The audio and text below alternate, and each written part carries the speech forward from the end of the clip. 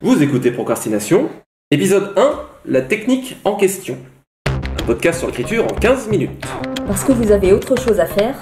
Et qu'on n'a pas la science infuse. Avec les voix de Mélanie Fazi, Laurent Jeunefort et Lionel Debouste.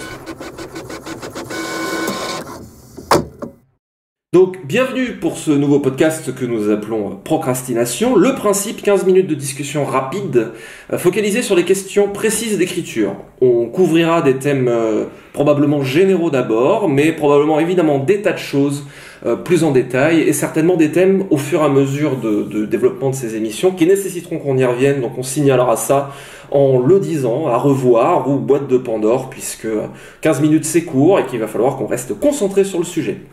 Un petit mot pour dire que la formule de ce podcast est dérivée et inspirée du podcast américain dirigé par Brandon Sanderson, Writing Excuses, dont nous reprenons la formule avec leur aimable autorisation, mais évidemment, nous ne sommes pas affiliés, il n'y a pas de lien entre Writing Excuses et nous, à part que ils nous ont permis de reprendre la formule qui est assez efficace et qui nous semblait une bonne formule, tout simplement. Alors, sur ce premier épisode, tout simplement, parlons de place de technique en écriture. Finalement, quelle est la raison d'être de ce podcast? C'est de parler d'écriture. Est-ce que notre entreprise est condamnée dès le premier épisode et est-ce qu'il n'y en aura jamais de suivant? Donc, qu'est-ce que vous pensez de la technique en écriture et pourquoi sommes-nous là? Laurent, vous avez plein de... La technique, c'est presque ce qui définit l'art pour moi. C'est ce qui s'éloigne de la nature. Et c'était ce que disait Stevenson, c'est-à-dire l'art commence là où la vie s'arrête. Donc c'est-à-dire c'est l'artificiel, l'art. D'ailleurs, c'est la même étymologie. Donc pour moi, ça se définit presque, la technique en écriture, c'est l'écriture en fait. Mmh. Donc tu es proche de la première règle de Robert Heinlein qui dit la première règle d'écrire, c'est vous devez écrire. Oui, exactement. Et on doit faire attention à ce qu'on écrit. Mmh. Mélanie, est-ce que tu... Je suis assez d'accord avec ça. Moi, je dirais que la technique, c'est peut-être ce qui est entre les lignes, dans le sens où c'est quelque chose qui est essentiel. Ce qui fait qu'un texte fonctionne, c'est que derrière, la technique est là, tout est vraiment nickel, tout est à sa place. Et en même temps, idéalement, la technique est invisible. Mmh. Sauf dans certains cas de figure qu'on peut aborder où il va y avoir un aspect technique qui va être peut-être la raison d'être d'un texte. Ça peut arriver. Je pense que la technique, idéalement, est quelque chose qu'on ne voit pas.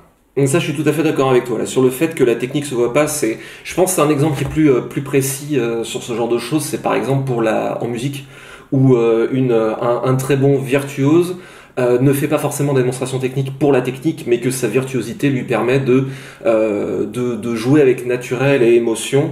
Et justement, à ce moment-là, la technique s'efface. En écriture, ça pourrait probablement se transcrire par le fait que le récit emporte le lecteur justement et que l'écriture et le média finalement s'effacent derrière le récit. Alors d'accord, mais la technique ça s'apprend. Vous l'avez appris vous? Je pense qu'on apprend de toute manière. On n'a pas la science infuse comme on le disait très justement dans le générique.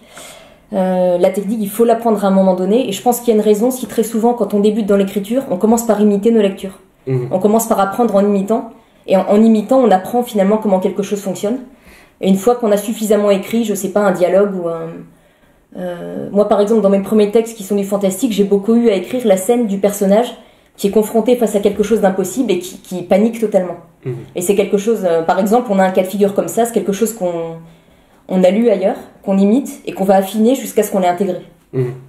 Ouais, je pense qu'il y a Laurent, je sais qu'on en a un peu parlé en dehors et que je te laisserai aborder le point sur l'équilibre entre l'aspect purement technique qui pourrait je prends souvent des parallèles avec d'autres arts parce que c'est en général plus parlant que dans le domaine de l'écriture.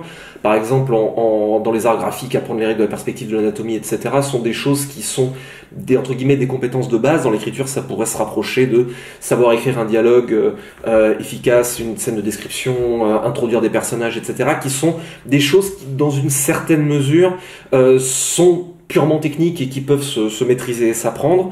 Ça veut pas dire que connaître la technique, ou en tout cas avoir une certaine habitude dessus, fera de vous ou de soi un grand auteur. Derrière vient la patte.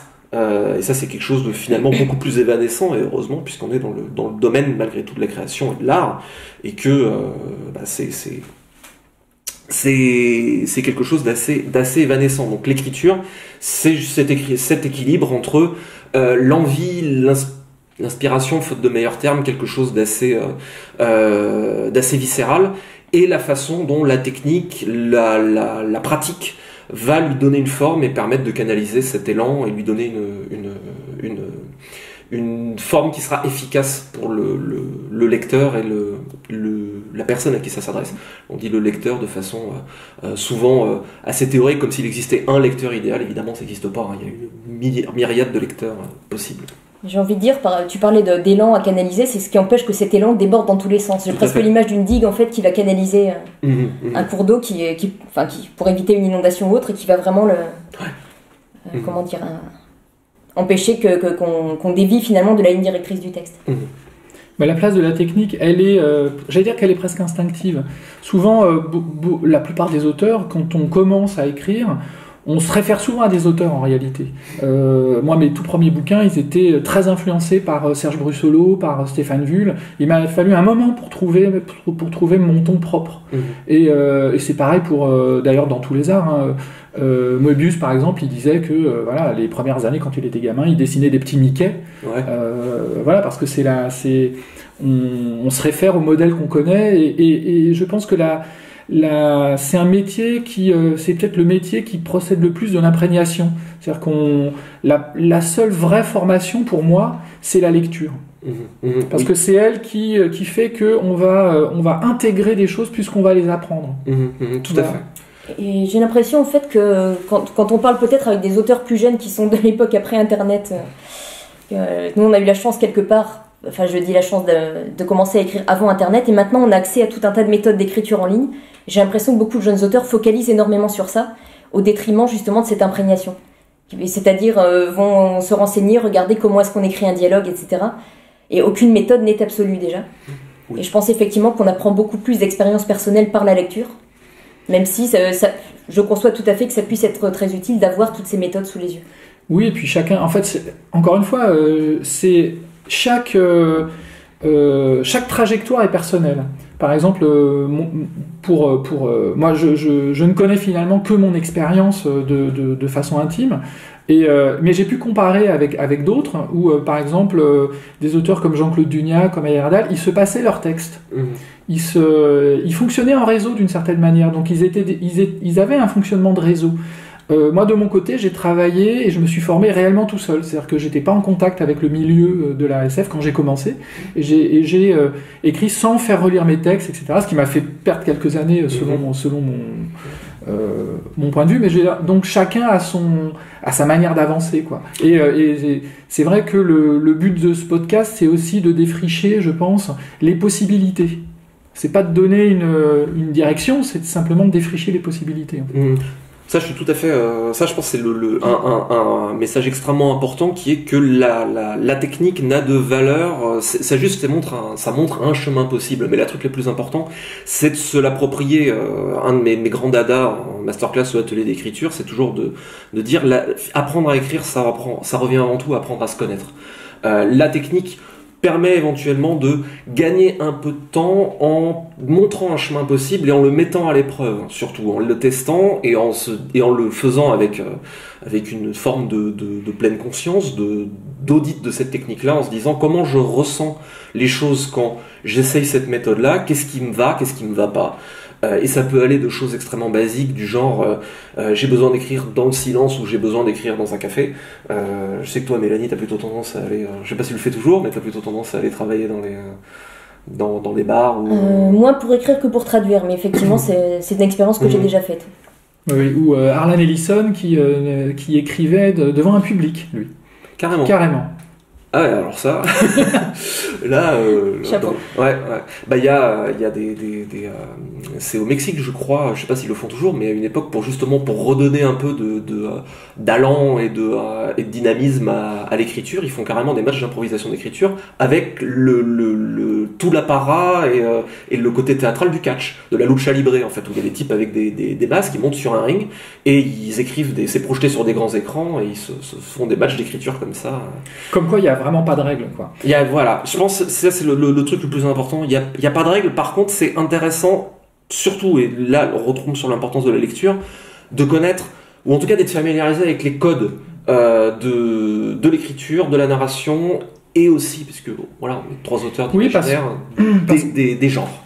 Parce que la littérature c'est un langage, et donc dans le langage il y a une grammaire, il y a de l'orthographe, il y a du vocabulaire, donc c'est un... Donc il y a forcément de la technique. Dans la technique, alors encore une fois, faut s'accorder sur ce que c'est que la technique en fait. Oui. Il y a technique d'écriture, il y a aussi il y a un niveau, j'allais dire, structurel, c'est-à-dire qu'on va étudier les textes eux-mêmes. Et là, je trouve que c'est plus intéressant a posteriori de décortiquer un texte. En revanche, je suis plus circonspect par rapport à par exemple aux méthodes d'écriture qui vont vous donner la structure en 3 actes avec un climax à tel moment, etc. Ça génère plutôt j'allais dire de la médiocrité au sens de moyen. C'est-à-dire la médiocrité, c'est pas quelque chose de mauvais, c'est quelque chose de moyen. Et on a ce problème-là au cinéma, dans le cinéma américain, qui va produire beaucoup de scénarios qui sont très corrects d'un point de vue technique, et même souvent très très bons d'un point de vue technique, mais qui va pas générer de passion ou d'emportement. Et on sait très bien dans notre expérience de lecteur que les livres qui nous ont le plus emporté, c'est pas forcément les meilleurs, techniquement parlant, mais c'est des livres qui étaient habités, ou qui étaient... et souvent, d'ailleurs, les bouquins qui nous ont marqués, des fois, on se rappelle d'un passage en particulier. C'est peut-être... le fait qu'un livre va marquer à vie un lecteur, c'est peut-être sur 3 pages, des fois, et pas sur un ensemble. Donc, voilà. Donc, la technique, c'est... il faut relativiser toujours, ne pas la diminuer, mais ne pas non plus en faire quelque chose un but. Voilà.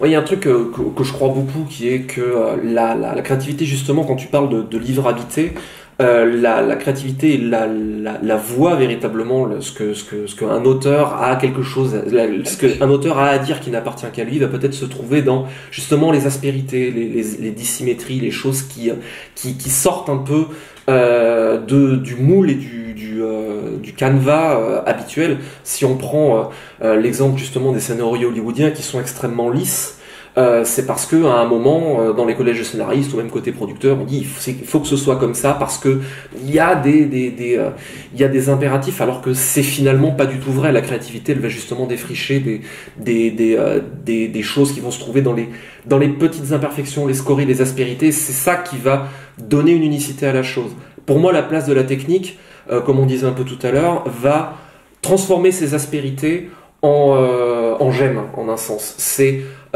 comment donner à ces élans, un peu, en tout cas dans les premiers, et puis toujours dans les travaux d'écriture, dans ces élans un peu fous, peut-être un peu imparfaits, comment la technique va me donner une assise qui va permettre de donner de plus en plus d'outils dans ma boîte et qui va me permettre de me dire j'ai envie de faire ça, mais je sais le faire parce que j'ai suffisamment assimilé de choses ailleurs pour apprendre de la technique et trouver un outil qui va convenir à la chose.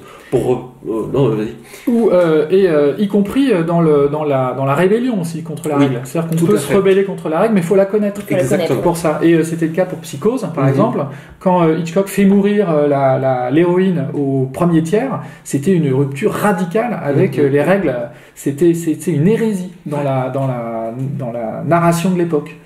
Alors, ce qui est rigolo, c'est qu'après, comme ça a cartonné, il y a eu plein de scénarios qui ont imité ça, et évidemment, ça ne vaut qu'une fois. Quand on est en rupture, quand on fait dans la rupture, ça ne vaut qu'une fois, quoi. C'est un truc, là, c'est personnellement une idée reçue, ou en tout cas un truc que j'entends parfois chez les jeunes auteurs, auquel j'aimerais personnellement tordre le cou. On entend parfois dire non, mais je veux pas le lire parce que je veux pas me faire influencer par d'autres. À mon avis, alors si on veut dynamiter la maison, parce que de toute façon moi je veux faire des choses totalement novatrices, etc. C'est une très belle envie, mais je vais piquer une expression d'Elisabeth von Harburg qui dit c'est très bien de vouloir dynamiter la maison, mais pour dynamiter la maison il faut la connaître parce qu'il faut avoir les plans pour savoir où placer les charges. Et l'imprégnation, ça veut pas dire qu'on va refaire, justement, on fait peut-être ça au début, mais c'est fait partie de l'apprentissage, et c'est ça qui permet de s'extraire des modèles et d'avoir assimilé suffisamment de choses pour que la technique devienne invisible. Alors par contre, on peut prendre quand même des raccourcis, Et c'est en tout cas montrer des chemins possibles, et c'est aussi le but de ce podcast. De toute façon, je pense qu'on aura tous les trois des façons très différentes et d'aborder les choses, et c'est justement l'intérêt et la richesse, c'est pour que vous auditeurs derrière la machine, eh bien, vous puissiez prendre les pièces et les morceaux qu'on va vous donner, et que après vous fassiez votre propre truc, et que même vous placiez, pourquoi pas, en rébellion face à ce qu'on va vous dire, et justement c'est très bien. Vous n'êtes pas obligé de nous croire déjà. Et puis il faut être humble. Nous, on continue aussi à apprendre à chaque phrase. Moi, j'ai raté des bouquins.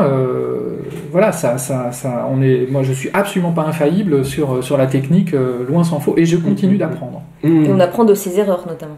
Complètement. Donc nous avons tort. Montrez-nous que vous avez tort en vous appropriant les choses et en traçant votre propre chemin. Notre temps touche à sa fin. Pour terminer, une petite citation pour donner un peu de grain à moudre après l'épisode. Je crois que tu en avais une très bonne, Laurent. Allez, je m'y colle. Une citation de Jean Renoir. La technique, voilà le mot terrible en art. Il faut en avoir, mais il en faut à un tel point qu'on sait alors la dissimuler.